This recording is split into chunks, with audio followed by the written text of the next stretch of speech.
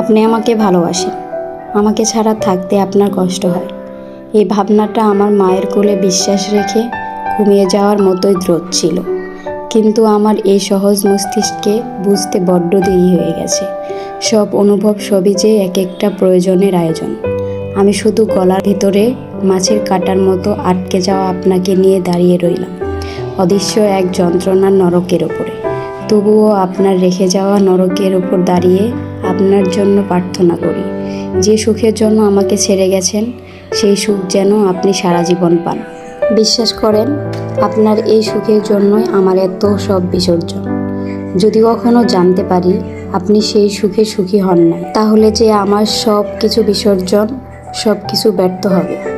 আমি চাই না যে নরকে জীবন আমাকে উপহার দিয়ে গেলেন সেই নরকে আপনিও পড়েন।